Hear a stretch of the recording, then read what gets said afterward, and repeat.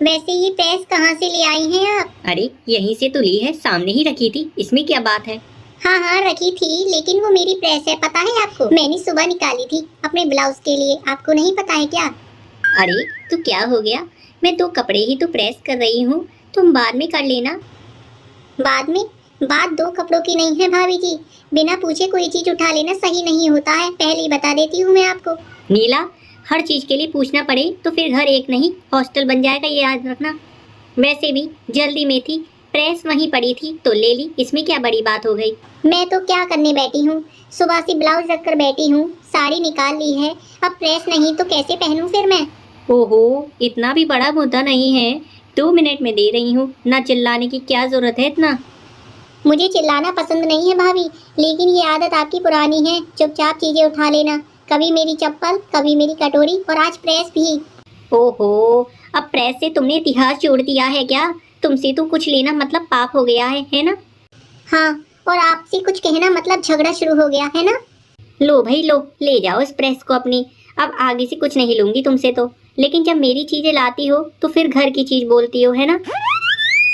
मैं कम से कम पूछ तो लेती हूँ आपसे, चोरी जैसा नहीं करती हूँ, याद रखिएगा आप मेरी बात को। चोरी? अब बस पुलिस बुला लो, मैं प्रेस चोर बन गई हूँ क्योंकि।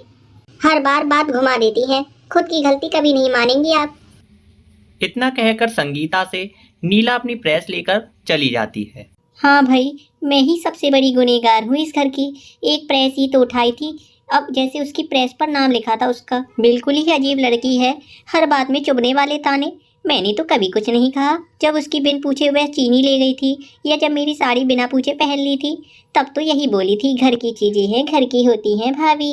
घर की चीजें तो तब होती हैं ना जब उसके काम आए, और अगर मैं कुछ ले लूँ तो जैसे मैं कोई अपराध कर देती हूँ। वाह भाई वाह, चलो कोई बात नहीं, अब तो तौबा कर ली मैंने, अब चाहे आग भी लग जाए कपड़ों में मेरे, मैं उसकी प्रेस को हाथ भी नहीं लगाऊंगी। वैसे भी प्रेस से ज्यादा गर्म तो उसकी जुबान हो गई थी आज। कभी कभी सोचती हूँ क्या सच में इस घर में मेरे लिए कुछ है, या सब कुछ उसके लिए ही होता जाएगा।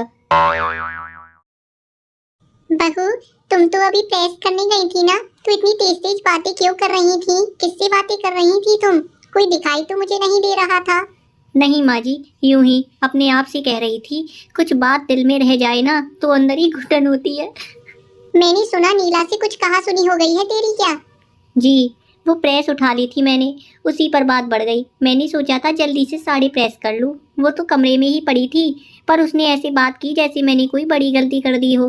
देखो बहू, मैं जानती हूँ घर में छोटी छोटी बातों पर मन खट्टा हो जाता है, पर हर बात में बात बढ़ाना ठीक नहीं। नीला भी अभी नई आई है, थोड़ा तंग मिजाज है, और तू समझदार है और शक्ल से भी दिख रही है मुझे। माँ जी, समझदारी भी एक हद तक अच्छी लगती है, हर बार मैं ही झुकूं, हर बार मैं ही सुनूं तो दिल दुखता है हमारा। सही बात है बेटा, पर मैं तुझे एक बात कहूँ, घर वही ठीक चलता है जहाँ एक इंसान थोड़ा ज्यादा सहन करता है। मैंने भी तेरे बाबूजी के साथ कई बार चुप सहा है, बस इसीलिए कि घर में लड़ाई ना हो। तो क्या माँ जी, हमेशा चुप रहना जरूरी है क्या? नहीं नहीं, चुप नहीं रहना बेटा, बस ये ध्यान रखना कि जब बोलो तो बात का हल निकले, आग ना भड़के।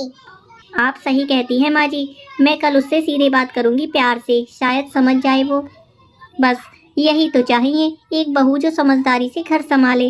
झगड़ा तो सब कर लेते हैं, पर मन जोड़ना बस कोई कोई करता है बेटी। जी माँ जी, मैं अच्छे से समझ गई हूँ। इतना कहकर संगीता समझदारी से अपने कमरे में निकल जाती है।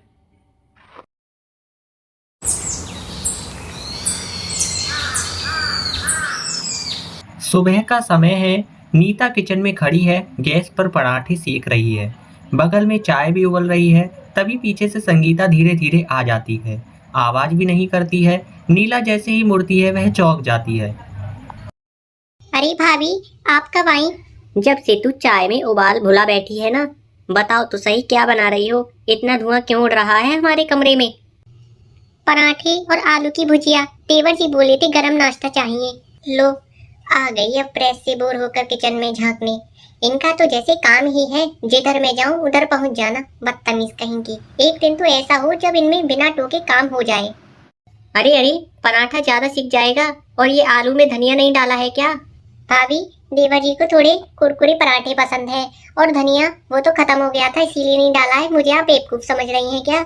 अब नीला फिर मन में सोचती है, गुस्सा थोड़ा और बढ़ चुका होता है। हाँ भाई, अब पराठे भी इनके रूल से बनेंगे। धनिया से इन्हें लगाव ऐसा जैसे खुद खेत में बोया हो।